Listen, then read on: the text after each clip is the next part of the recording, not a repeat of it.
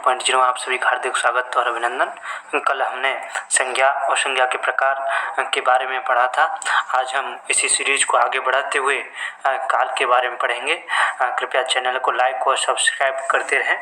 और आज हम अपने चैप्टर को स्टार्ट करने से पहले एक मोटिवेशनल कोट्स जो है पेश कर रहे हैं। कृपया ध्यान से सुनिएगा। डियर फ्रेंड्स, हौसले बुलंद कर रास्तों पर चल दे, तुझे तेरा मुकाम मिल जाएगा। अपने हौसलों को बुलंद करके रास्तों पर चल दो, तुम्हें तुम्हारा मुकाम मिल जाएगा। बढ़कर अकेला तू पहल कर, देख कर तुझको काफिला खुद बन जाएगा। आगे तुम बढ़, तू अकेला अपनी पहल कर, अपने काम को करना स्टार्ट कर और तुझे देख कर लोग आपके पीछे वैसे ही पड़ जाएंगे। काफिला खुद बन जाएगा, काफिला खुद बन जाएगा। चलिए आज हम डियर फ्रेंड्स, चैनल को लाइक और सब्सक्राइब करते रहें। आपका सब्सक्राइब और शेयर करना ही हमारा मोटिवेशनल है हमारे लिए। चलिए आज हमारा जो टॉपिक है वो है काल। काल के बारे में आपको पढ़ाएंगे। काल क्या होता है। काल 3 भागों में बांटा जाता है। काल समय आपको जानती हैं। काल को 3 भागों में बांटा गया है, डिवाइड किया गया है। वर्तमान काल, भूतकाल और भविष्यत काल। तो वर्तमान काल वापस 3 प्रकार का होता है, जैसे सामान्य, तात्कालिक, संदिग्ध वर्तमान काल। और वर्तमान काल 3 प्रकार का होता है। उसी तरह भूतकाल 6 प्रकार का होता है और भविष्यत काल 3 प्रकार का होता है। इनमें से कई बार एग्जाम में क्वेश्चन आपको देखने को मिलते हैं। जो वर्तमान काल है वो सामान्य वर्तमान काल, तात्कालिक वर्तमान काल, संदिग्ध वर्तमान काल होता है। और भूतकाल जो है वो सामान्य, आसन, पूर्ण और संदिग्ध, अपूर्ण और हेतु मद, इस तरह से 6 प्रकार का होता है। और जो भविष्यत काल है वो आप देख रहे हैं, सामान्य होता है, जैसे राजा जाएगा, संभाव्य होता है शायद राजा जाए, हेतु मद भी होता है भविष्यत काल। यदि राजा पढ़ेगा तो डॉक्टर बन जाएगा, यदि राजा नामक कोई बच्चा है जो पढ़ेगा तो वो डॉक्टर बन जाएगा। इस तरह से काल हमने 3 भागों में डिवाइड किए, वर्तमान काल, भूतकाल और भविष्यत काल। वापस वर्तमान काल 3 प्रकार के, सामान्य वर्तमान काल, तात्कालिक वर्तमान काल, संदिग्ध वर्तमान काल। भूतकाल 6 प्रकार के, सामान्य काल, आसन काल, पूर्ण काल, संदिग्ध काल, अपूर्ण काल और आपका हेतु मद। इसी तरह से भविष्यत काल 3 प्रकार के, सामान्य, संभाव्य, हेतु मद, राजा जाएगा, शायद राजा जाएगा, इस तरह से। अब हम इनको डिटेल्स में पढ़ेंगे। चलिए आगे चलते हैं। अर्थ और परिभाषा क्या है। काल का शाब्दिक अर्थ समय होता है। नॉर्मली जो काल का जो शाब्दिक अर्थ होता है वो समय ही होता है। जो शब्द क्रिया के समय का अथवा उसके होने का बोध कराते हैं उन्हें काल कहते हैं। काल के 3 भेद होते हैं। जो शब्द क्रिया के समय का अथवा उसके होने का बोध कराते हैं उन्हें काल कहते हैं। काल के 3 भेद होते हैं, वर्तमान काल, भूतकाल और भविष्यत काल, जो कि हमने ऊपर पहले से ही बता रखे हैं। अब हम वर्तमान काल की बात करेंगे। जिस काल का आरंभ तो हो चुका हो परंतु समाप्ति का बोध नहीं होता हो उसे वर्तमान काल कहेंगे। जिस काल का प्रारंभ तो हो चुका हो लेकिन परंतु समाप्ति का बोध नहीं हो रहा हो तो उसे वर्तमान काल कहेंगे। इसके 3 भेद होते हैं, सामान्य वर्तमान काल, तात्कालिक वर्तमान काल और संदिग्ध वर्तमान काल। इसमें आपको सामान्य वर्तमान काल की क्या पहचान है आपको बताएंगे। जहाँ वाक्य सामान्य अवस्था में रहता है वहाँ सामान्य वर्तमान काल होता है। जहाँ वाक्य जो है वो सामान्य अवस्था में रहता है नॉर्मल, तो वहाँ सामान्य वर्तमान काल होता है। वाक्य रचना जैसे धातु आएगा पहले, उसके बाद तातीते देखने को मिलेंगे और ताती के बाद हैं और हूँ हो जैसे शब्द आपको देखने को मिलेंगे। जैसे वह राजा वह रोज़ देरी से उठता है, ता है आ गया, ती है, ते हैं, ते हूँ, ये शब्द जो पीछे आ जाए वो सामान्य वर्तमान काल होता है। मैं रोज़ शाम को मंदिर जाता हूँ, विद्यार्थी साल भर परिश्रम करते हैं, ये सब सामान्य वर्तमान काल के जो हैं एग्जाम्पल हैं, उदाहरण हैं। चलिए तात्कालिक वर्तमान काल की बात करेंगे।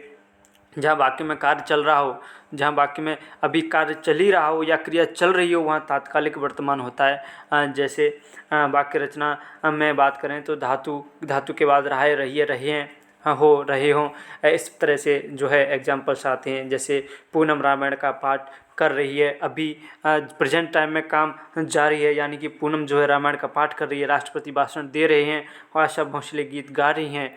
इस तरह से ये जो है। अब नंबर 3 संदिग्ध वर्तमान काल। हमने 2 काल पढ़ लिए, तात्कालिक वर्तमान काल, सामान्य वर्तमान काल और ये तीसरा जो वर्तमान काल का है वो है संदिग्ध वर्तमान काल। जहाँ वाक्य में क्रिया होने में संदेह का भाव आ जाए वहाँ संदिग्ध वर्तमान काल होता है। जहाँ वाक्य की क्रिया होने में कोई सस्पेंस आ जाए यानी कि संदेह आ जाए, वहाँ संदेह भाव का आ जाए तो वहाँ संदिग्ध वर्तमान काल होता है। इसकी जो वाक्य रचना है वो पहले धातु आएगी, उसके बाद ता है, ती है, ते हैं, ता ती ते, फिर रहा रहे रही होगी, उसके बाद होगा होगी होंगे या होंगी होंगा, ये शब्द आते हैं।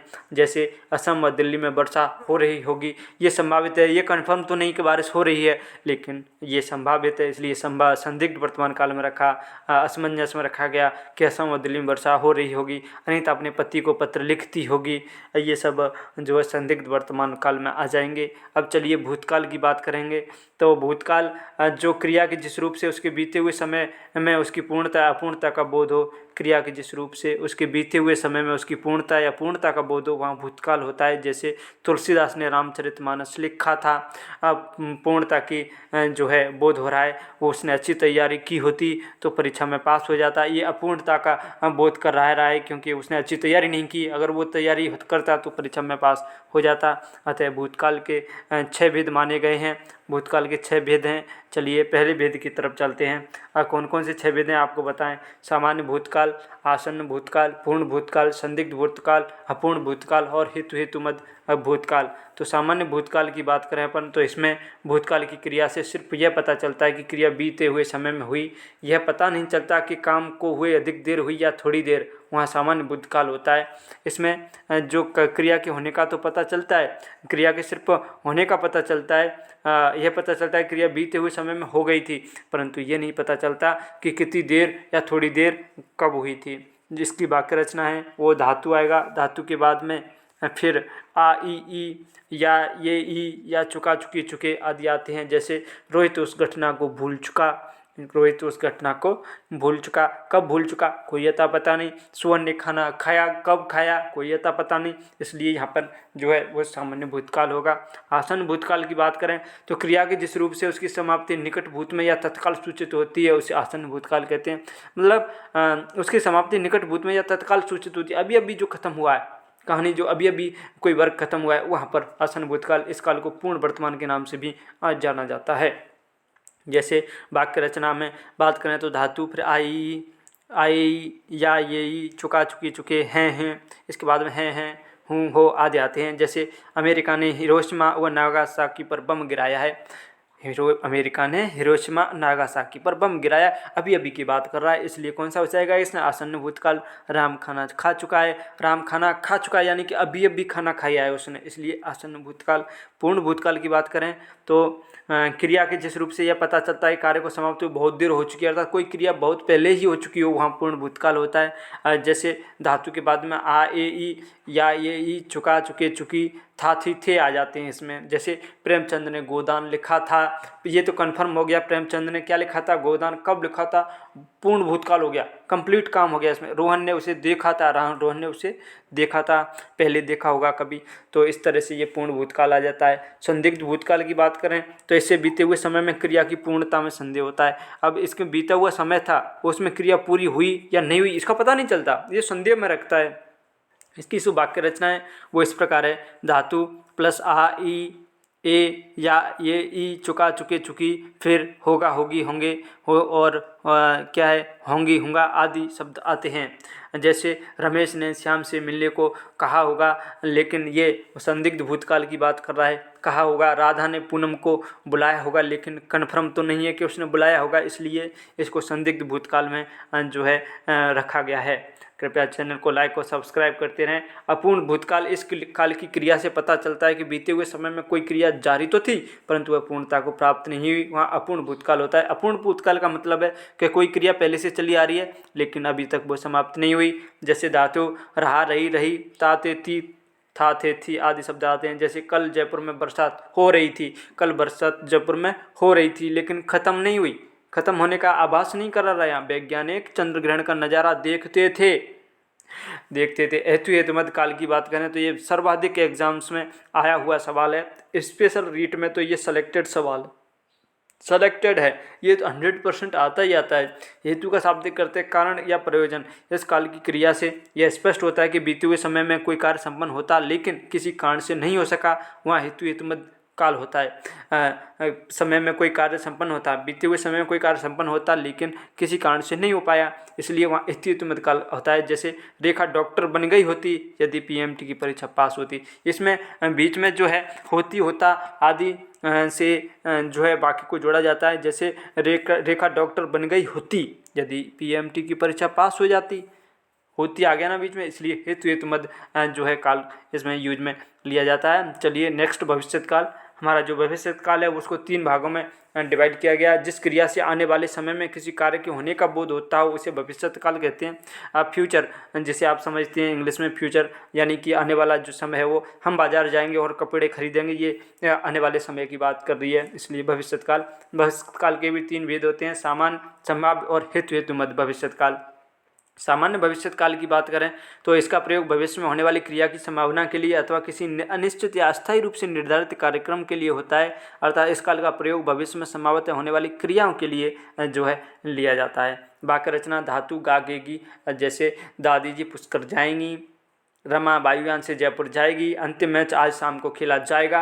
ये सामान्य जो है भविष्यत काल को दर्शा रहा है। संभाव्य भविष्यत काल, संभाव्य जिसमें संभावना प्रदर्शित की जाए, जिस काल में भविष्य में किसी कार्य के होने की संभावना पर आधारित अनुमान की अभिव्यक्ति होती है, जैसे वहाँ संभाव्य भविष्यत काल होता है। जैसे शायद पिताजी आएँ, एक संभावित है, शायद पिताजी आए, भविष्य में कभी भी आ सकते हैं, संभव है इस माह के अंत तक अर्धवार्षिक परीक्षा हो जाए, ये सब जो है संभाव्य भविष्यत काल मांगे। और इसकी जो वाक्य रचना है वो शायद हो सकता है, संभव है, कर्ता प्लस धातु का मूल रूप यहाँ पर आता है। चलिए हेतु मद भविष्यत जो काल है इसमें भी भूतकाल की तरह किसी क्रिया का भविष्य में होना या न होना किसी कारण की उपस्थिति पर निर्भर करता है, वहाँ हेतु मद भविष्यत काल होता है। जैसे इतनी ठंडक रहे तो सारे जल स्रोत बर्फ हो जाएं, वह लगातार इतनी मेहनत करे तो विद्वान हो जाए।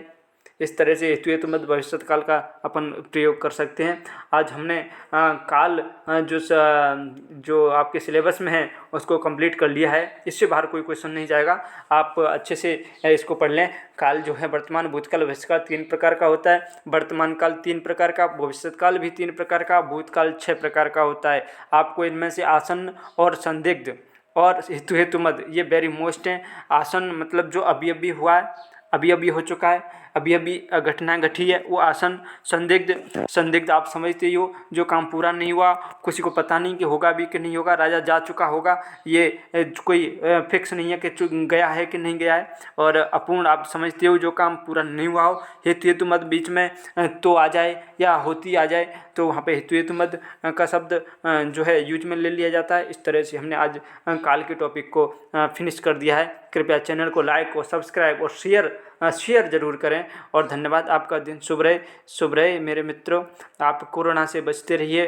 अभी कोरोना बहुत भयंकर रूप धारण कर चुका है, इसलिए घर पर बैठ के पढ़ाई करें। और इसके डिस्क्रिप्शन में मैंने अपने वीडियोज़ की लिंक दे रखी है, तो आप डिस्क्रिप्शन में जाकर के समस्त वीडियोज़ हमारे देख सकते हैं और आपको जो मटेरियल है वो कम्प्लीटली ऑथेंटिक मटेरियल मिलेगा।